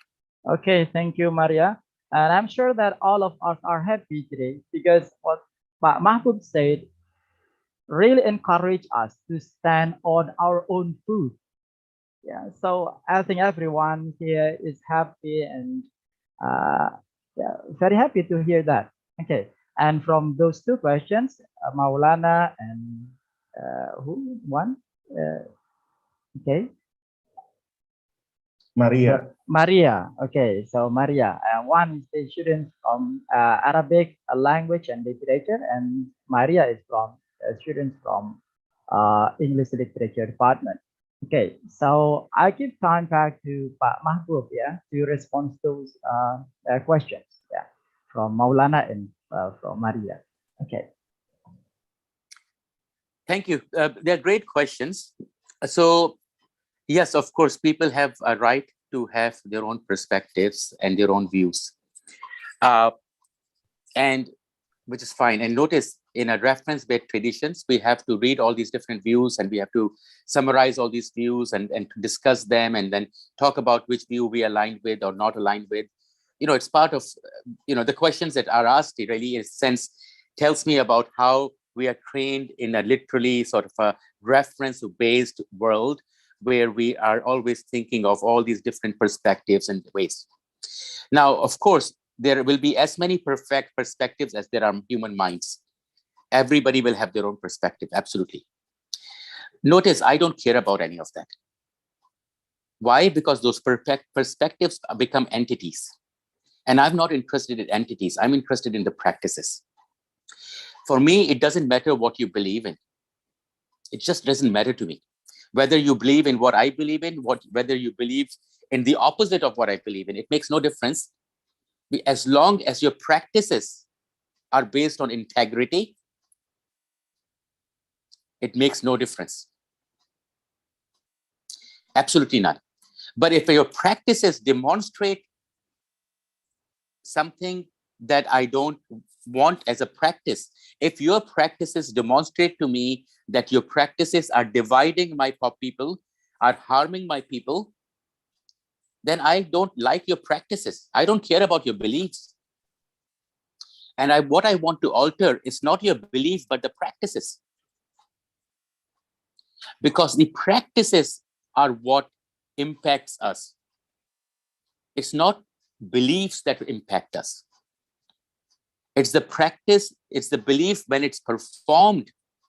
It's the performance that impacts us, right? And notice again, as I was saying, that very often in the world around us, we see that people's beliefs and their actions are not in alignment. They claim one thing, but what they do and the impacts of what they do are different.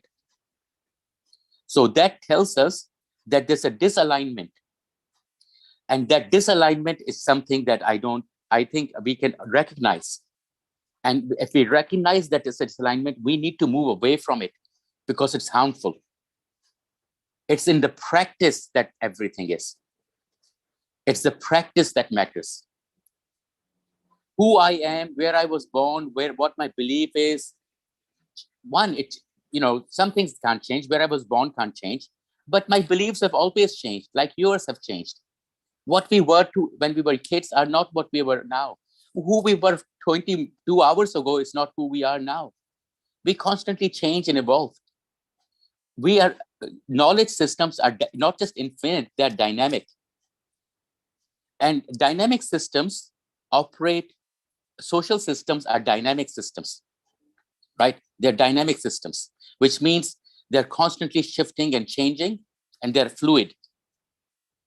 Social semiotics are fluid, they're dynamic. What that means is that any sense of a stabilization is actually a normalization of what we see. And that in ways of the Western knowledge construction has to be worded, has to be given a language.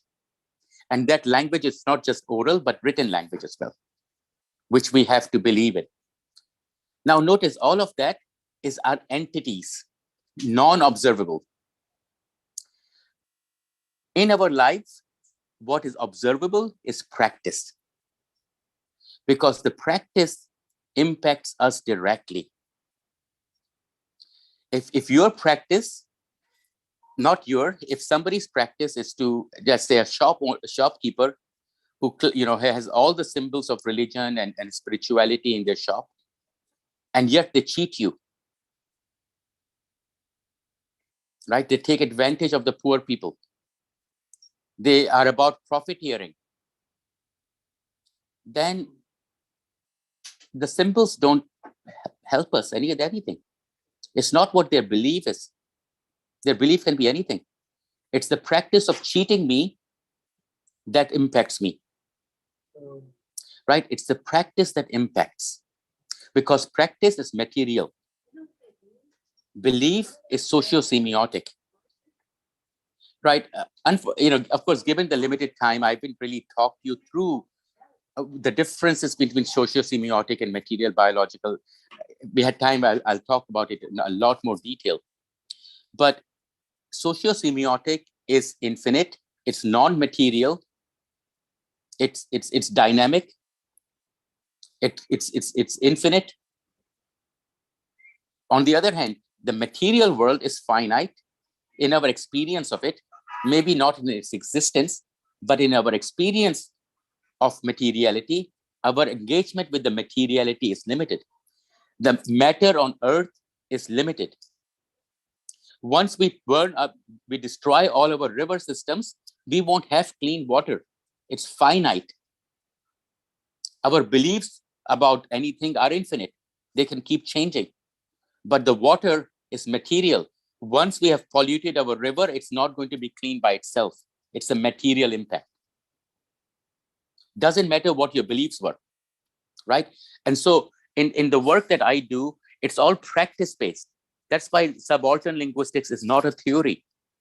It's your ability to demonstrate through action and performance that you can actually create and do things in a way that are ethical and beneficial and reflective of the place and the people who are your families and friends and community members.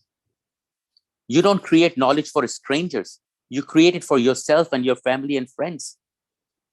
What's the point of writing a paper for TESOL quarterly if the next door people don't know anything? Who's going to read that TESOL quarterly paper? How many people? What does it matter? Who's actually going to benefit from it? The author, the publisher. The author will get citations and they will get a promotion. The publisher will make money. What do the rest of us get? Nothing.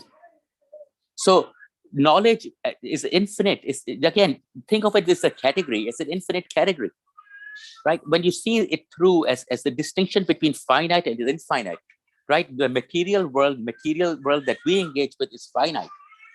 The socio-semiotic world is infinite. That's why knowledge is infinite. Numbers are infinite. Anything that is socio-semiotic is infinite by very definition. It has no limits. So anything that has no limits, that is infinite, cannot have a hierarchy. And if we experience a hierarchy, then that hierarchy is being created for us by somebody else, right? These lead to not just beliefs, but actions. And those actions have consequences. Whether that action is a policy document, it's a curriculum document, it's a textbook that is produced, all of that becomes material.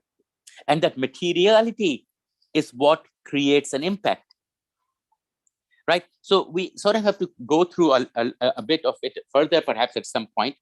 But, once we start basing our knowledge building on observation and sequencing of those observations, it won't take you very long to realize pretty much everything that you have been taught in schools is a lie, is a fakehood.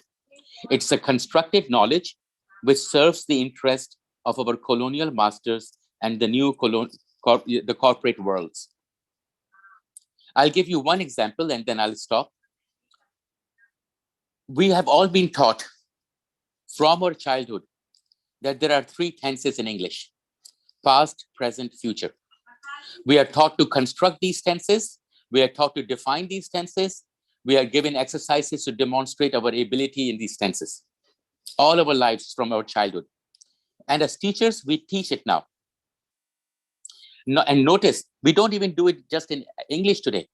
As linguists, we have people who do descriptions of other languages where they talk about present, past, and future. You learn, I haven't learned Bahasa Indonesia in school, but I'm going to guess you learned tenses, present, past, and future in Bahasa. I learned present, past, and future in Urdu, right? We teach this. So we have created this tense system. We have taken this tense system as a representation of time, present, past, and future. And then we have generalized it through a study of language and linguistics and grammar, so that we think all languages around the world have past, present, future. We learn it, we teach it, and we use it, right? It's a falsehood. There is no future tense in English. It doesn't exist. English only has 2 tenses, present and past. Why am I saying it? Observe English. Tense change is marked by a morphological shift, a shift in the sound, right? Come, came, tell, told, right? Eat, ate, walk, walked. Notice all of these changes in past and present are marked by a morphological sound change. A change in sound changes the tense, but the rest of the word is the same. When you want to use the future, you have to say, You have to use modality. You have to use modality. I will do it. I can do it. I might do it. They might come. They will come. They should come. It's modality. Why? Because there is no future. Yeah, I've eaten. I'm eating now, or I've eaten just before. That's based on reality, observational reality. So it's marked in the tense system of the language. The future is non-existent. Therefore, it's not marked in the language. It's not marked in tense. It uses modality. And yet, we don't see this. We teach present tense, past tense, future tense. And not just in English, we teach it in our own languages. Now, I can't say anything about Bahasa. But in my Boli, guess what? In my Boli, there's not even a past tense. In my Boli, we only have a single tense, present, no other tense. It doesn't mean I cannot refer to the past time. I can. It doesn't mean I cannot refer to a future time. I can. But it's not marked through a tense system. I have to change the whole syntax.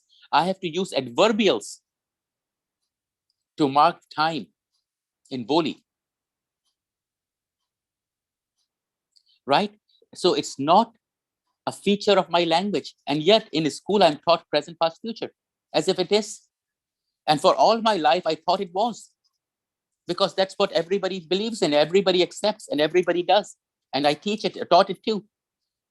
Until I started saying, wait a second, let's not accept reference based because I don't know. Let me look at it myself. And then I started looking at it. The data is right there. You hear English all the time. You hear your own language all the time. The data is right there. I just started observing it.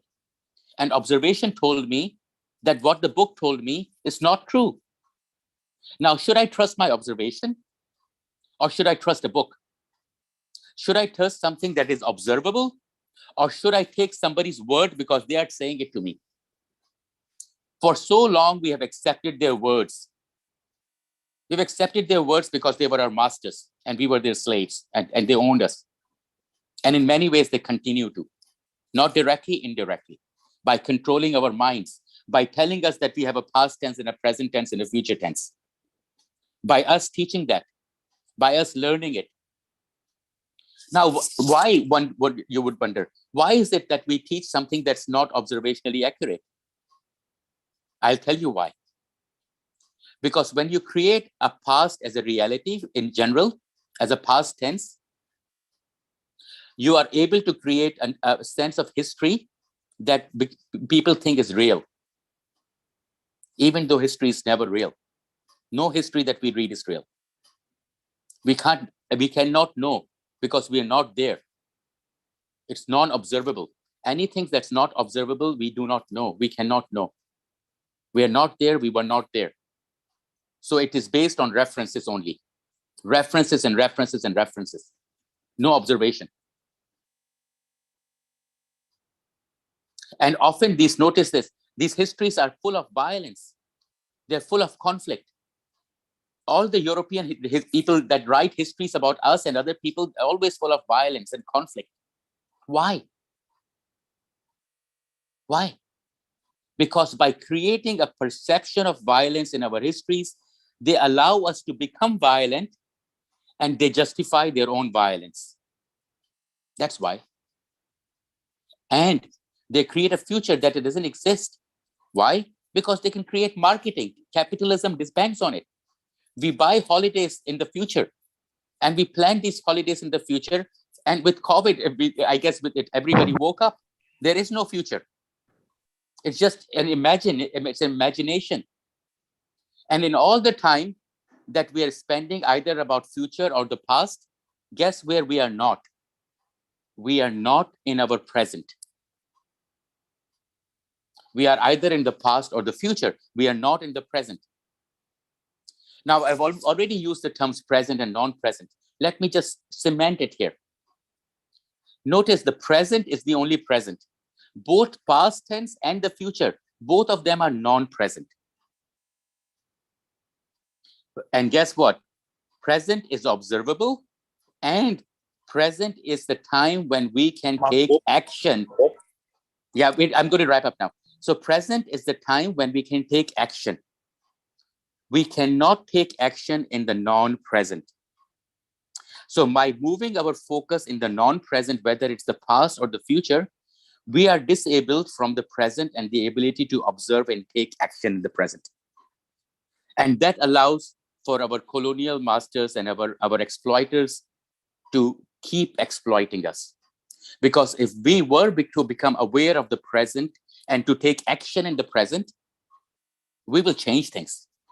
So instead of letting us become aware of the present, the whole Western media, education, everything, they constantly move us into non-present.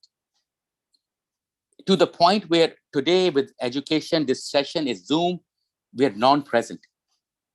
All right. Thank you again very much. I know I took a little bit of time to respond to that question. I hope I've answered your questions. And I'm sure you have got more questions. I'm happy to answer them over time later on, perhaps. Thank you so much again. Thank you so much. Thank you once again, Prof. Mahbub. Yeah, I think that answers both questions. Unfortunately, it has been 11. Yeah, so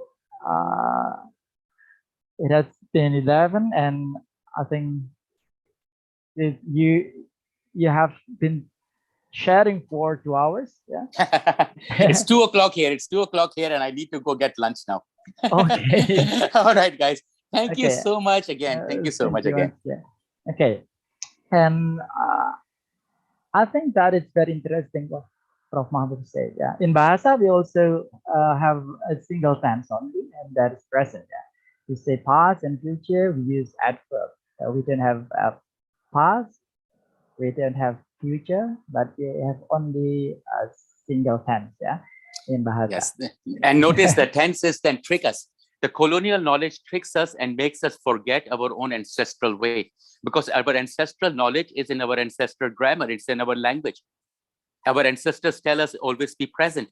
Don't go into past or future. Live in the present. But the colonial education and their linguistics shifts us. They move us into other places. So that's why it's so crucial for us to draw on our own indigenous thinking, on our own indigenous languages when we try to make sense of the world. All right. Thank you so much. Okay. Thank you. So thank you. It is like a wake-up call for everyone. Yeah, who joined this Zoom this morning. Okay, and unfortunately, we have a very limited time. Yeah, but don't limit your knowledge, as Prof. Mahbub said that knowledge is unlimited. Knowledge is infinite. Okay, so don't limit our knowledge. Okay, unfortunately, we have to end our session this morning, and maybe next time we can have the other forum with Prof. Mahbub, the other forum another time. And I hope we are always happy and healthy, because we are now living in the pandemic situation. Okay, once again, we thank you very much, Prof. Mahbub, for sharing this morning. I know that he avoids using the word teaching, but sharing is better. Okay, so thank you for sharing with us this morning, and it's very nice to see you. It's very insightful speech. Yeah. So, and thank you for all of the participants who have already joined this Zoom this morning.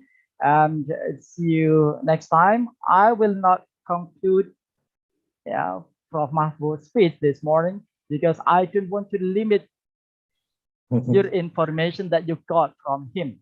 Okay, so thank you once again, and let us end this session by saying Alhamdulillah. Alhamdulillahirabbil alamin. Alhamdulillah. Okay. Thank you. Assalamu alaikum. Waalaikumsalam. Okay, thank you. And for me, I say Assalamualaikum warahmatullahi wabarakatuh. Waalaikumsalam. Waalaikumsalam. Okay. Thank you, Prof. Mahbub, once again. Thank you.